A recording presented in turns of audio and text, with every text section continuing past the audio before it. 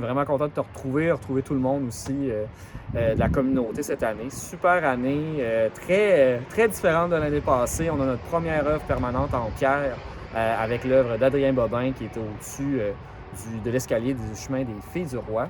On a une œuvre en latex aussi avec les pots de survivance de Christelle Tremblay, qui est juste à côté de l'espace culturel Richard Verreault. Puis on a les portes ancestrales qui sont devenues une sorte de portrait paysage avec le duo mère-fille de Annie Turmel et Jenny Marc Pichette, en fait. Donc, c'est aussi proche de l'escalier des Filles du Roi. Fait que c'est vraiment... moi, je suis tellement satisfait encore là cette année. Nouveau lieu, puis autant de succès, je te dirais. Et la quatrième œuvre, elle se retrouve à quel endroit? La quatrième, merci de me le rappeler, mon Dieu. Elle va être dans l'espace culturel Richard Verreault, en fait, donc au deuxième étage, vraiment dans la mansarde, il me semble, ou en tout cas dans la pente du toit de la maison ancestrale. C'est Olivier Roberge qui a fait une collaboration avec les élèves de secondaire 1, en fait, de l'école du Mont-Sainte-Anne. Et c'est Charik Cortez, Toreno, Tatiana, qui a aussi, elle a contribué un peu plus en fait parce que son dessin est devenu carrément une partie de la sculpture que Olivier Roberge a réalisée. Tout ça est expliqué évidemment là, quand vous venez la voir. Il y a même le dessin original de Charik, en fait, qui est aussi intégré sur le côté de l'œuvre. Fait que pensez venir voir ça.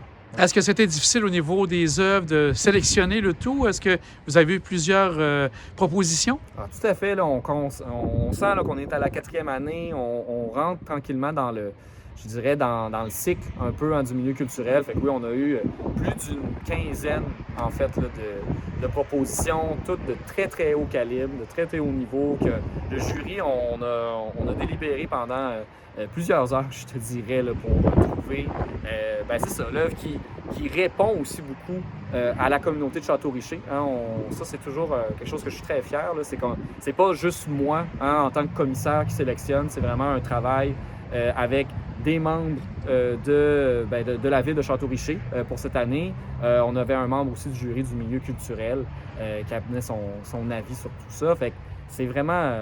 on a été vraiment satisfaits. Puis j'espère que pour l'année prochaine, ça va être autant, puis sinon encore plus peut-être de choix. Hein? Le problème sera pour nous, finalement. Et maintenant, ce qui est intéressant, je pense que ça va être pour une bonne partie de l'été que les gens auront l'occasion de voyager. Jusqu'à quand les gens ont la possibilité de voir le tout? Là, bien sûr, l'œuvre permanente sera là pour durer, mais pour les autres œuvres? Nous autres, on vise toujours la fin d'août, en fait. Donc, c'est ça qu'on propose aux artistes. Mais pour les œuvres temporaires, en fait, donc les œuvres de Christelle et de Jenny Marc et d'Annie. Là, par contre, cette année, on est allé aussi beaucoup dans l'exploration, dans l'expérimental, je dirais. Fait qu'on est un peu à la merci des éléments aussi.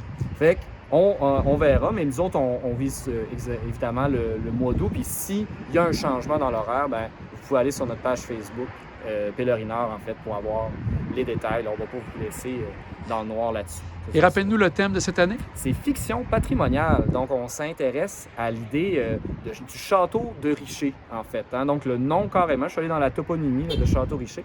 Donc, qu'est-ce qui a mené à ce nom-là? Hein? Ça serait supposément... On a deux options qui remontent à la colonisation française. Donc, ça serait soit la cabane d'un certain Nestor Richer, qui serait... sa cabane était sur le cap, finalement, ici. Puis on l'aurait surnommé le château, hein? Fait qu'un peu ironiquement, et que ça serait resté. Et l'autre option, ça serait Monseigneur de Laval, en fait, qui aurait fait une référence à un village en France. Donc, un peu cette ambiguïté-là. Je trouvais ça intéressant qu'on soit entre la cabane au Canada puis le château français.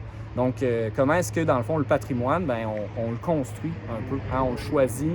On n'est pas trop sûr, mais on l'adopte quand même, on l'assume. Fait que c'est vraiment dans ces lignées-là que les quatre artistes, finalement, ont proposé leurs œuvres. Puis, encore là, belle variété, belle surprise, je pense aussi. Si Julien, on va surveiller ça avec garde d'attention. On va inviter les gens de la Côte-de-Beaupré, l'île d'Orléans, de venir faire un tour, voir ces œuvres de grande beauté. Un grand merci à toi. Merci à toi, puis bon été à toi et à toute la communauté, évidemment, de la Côte-de-Beaupré.